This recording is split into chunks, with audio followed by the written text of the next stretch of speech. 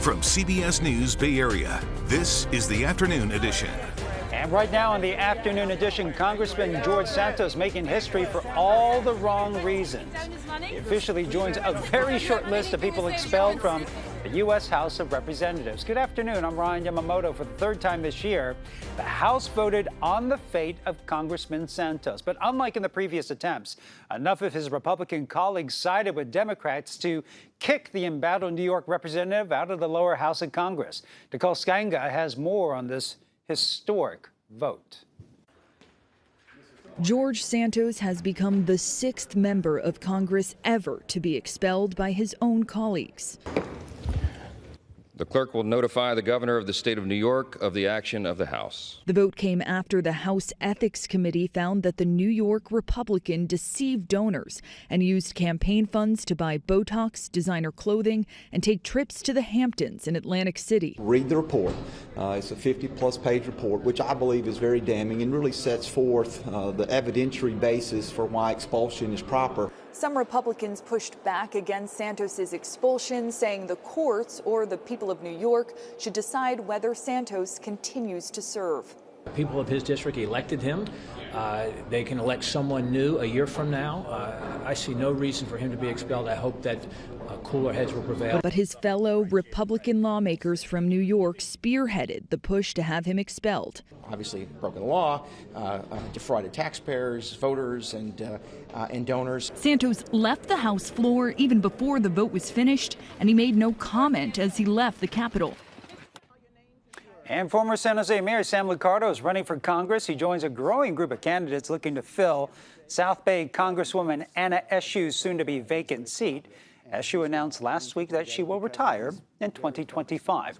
And the country is mourning a trailblazer today. Sandra Day O'Connor, the first woman to serve on the Supreme Court, has died.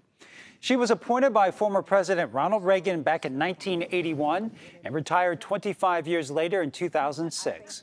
The late justice went to Stanford for both her undergraduate and law degrees. Her views range from moderate to conservative, and over the years, she actually got mixed reviews from women's rights groups. Sandra Day O'Connor was 93 years old. Okay, let's give you a live look outside on this Friday afternoon. Let's give you a first look of our check of our forecast, our weekend forecast on top of that with meteorologist Jessica Birch.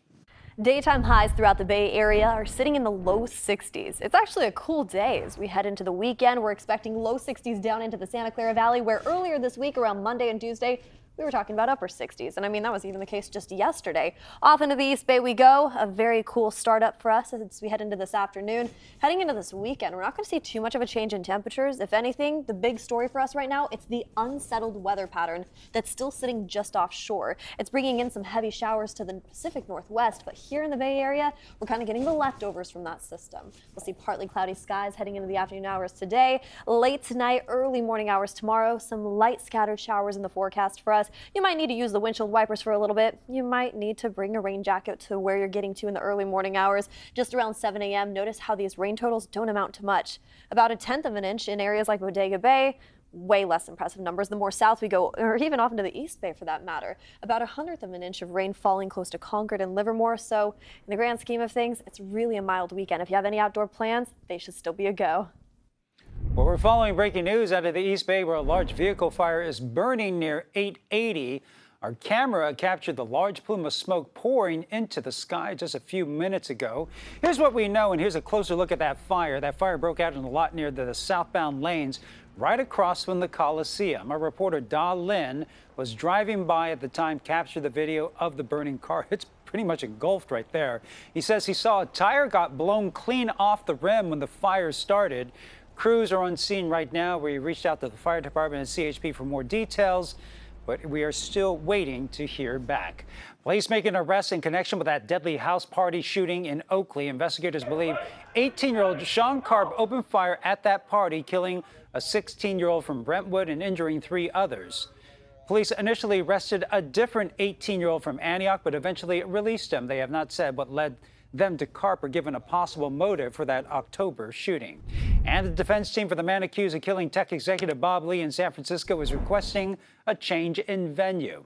Lawyers for Nima Momeni argue that the potential jury pool is tainted, citing recent photos taken inside of Momeni's cell. published by the SF Standard. The judge in the case also expressed frustration over these photos. It has unfortunately taken an extremely negative position on where this case is going, and the perception that the media and the public here, the jury, is going to have with regards to our claim. The sheriff's office called the photos unauthorized. The SF Standard says the defense made no objections when initially made aware of those photos. And BART police say they arrested the trespasser who brought BART service to a grinding halt during Wednesday evening's rush. Police say the suspect, Jerry Howard, is from San Francisco, got into the Transbay 2 by pulling the emergency door release on a moving train. Investigators say they still have no clue of why he decided to do that. San Francisco police have been promising to crack down on retail theft this holiday season, and we are seeing the early results of their so-called shoplifting blitz. They say in just one day, a team of undercover officers arrested 17 suspected shoplifters at a store on Mission Street. They didn't name the exact store, only that it was on Tuesday near the Target at the Metreon. And the city of Oakland is also pushing to make shoppers feel safe this holiday season with their Think Oakland First campaign. The city is promising to step up security around the city, including more Foot Patrol officers, cameras, and ambassadors. The plan also includes a city garage that will charge $5 to park after 5 p.m., all staffed by Oakland cops. So that you can shop, drink, and eat, and come back to all your windows still intact. We know that when our businesses are successful, that we are successful. And the city says the increased security will start this weekend. And as we head into another holiday shopping weekend around the Bay Area, one business owner has an important warning for everyone about counterfeit money. She's taking extra steps to make sure she doesn't get caught with another fake bill. Sean Chitness tells us why she is being so cautious. Stores here in San Francisco's Fillmore shopping district are excited for the holiday season, but one store owner tells us she has to be extra careful now about counterfeit bills. And she explains why, even though they make up a small amount of her total transactions, she's doing what she needs to make sure it doesn't happen to her again.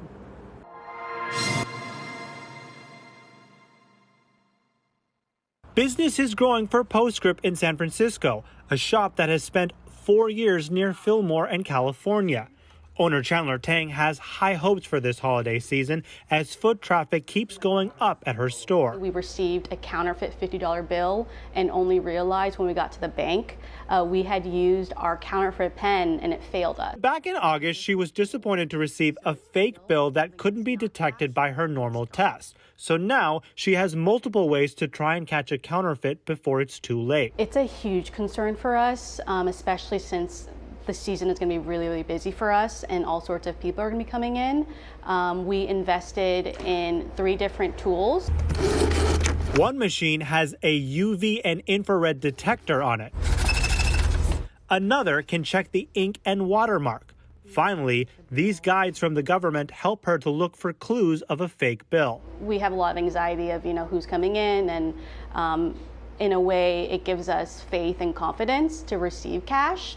And just to kind of help prevent this. She also separates each cash transaction and takes note of who brought in that money in case she has issues later.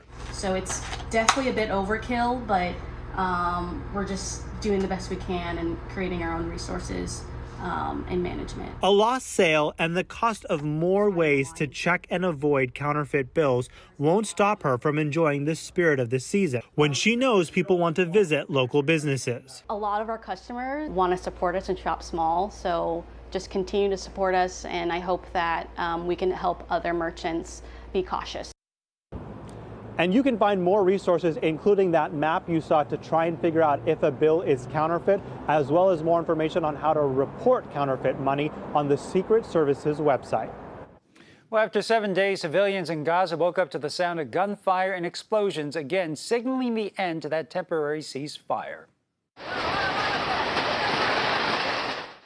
Israeli and Hamas officials blame each other for violating the ceasefire and restarting the violence. So far, more than 100 hostages and 200 Palestinian prisoners have been released.